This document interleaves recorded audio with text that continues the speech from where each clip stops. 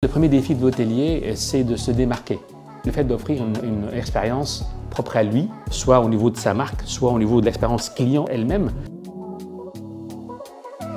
Il y a deux défis là, qui sont le côté durabilité de l'environnement et le côté cybersécurité. Donc c'est deux points qui sont, qui font partie de l'équation. On prend ce premier point-là, l'environnement. On a parlé un petit peu d'économiser de l'énergie, de couper l'électricité, Donc vraiment, on va le faire de façon intelligente pour ne pas impacter l'expérience client. Si je rentre dans ma chambre et j'ai froid, sous prétexte que ce n'est pas l'expérience idéale non plus.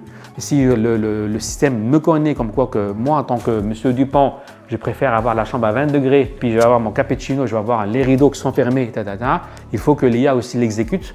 Encore une fois, comme on dit tout à l'heure, je pense que la priorité, c'est que la satisfaction du client soit la première.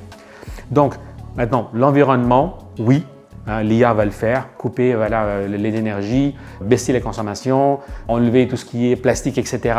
Ça, c'est avec les data, etc. On peut le documenter.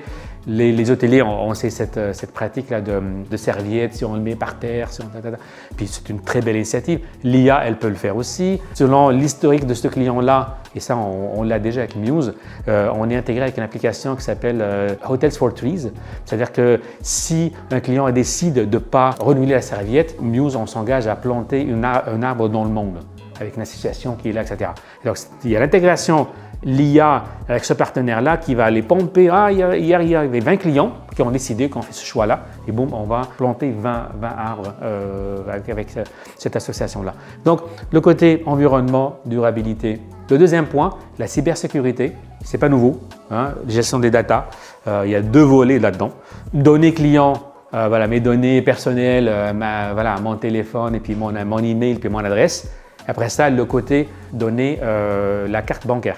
Donc, je vais prendre le premier point, donner du client le data, la RGPD, la norme qu'on connaît, la norme européenne. Bien sûr, il s'agit d'être certifié.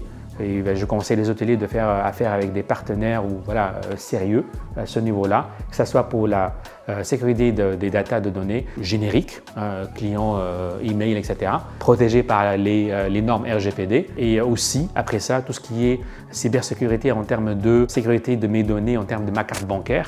Et ça, donc nous, Muse, par exemple, on est certifié niveau 1 avec la norme PCI Compliance, Payment Card Industry, qui tout simplement va sécuriser, assurer la sécurité quand l'hôtelier à la réception reçoit la carte de crédit, que ce soit le client il a réservé en ligne avec Booking ou Expedia ou sur son Booking Engine, il a mis ces chiffres pour garantir la réservation, ou j'arrive maintenant même en tant que walk-in, je vous donne ma carte.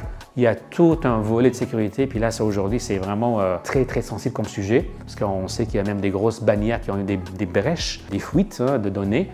Et là, donc, on est super sensible vu l'enjeu que ça a.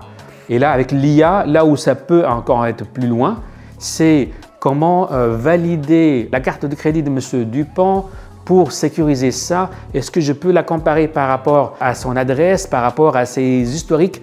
Et c'est là que l'IA va embarquer pour dire que oui, la carte est bonne, mais peut-être elle est volée ou peut-être qu'il est… Donc, on va revalider la carte elle-même avec des process comme ça, comparé par rapport à son téléphone, par rapport, etc., pour valider que la bonne carte, le bon monsieur, le bon client a la bonne carte, tout simplement.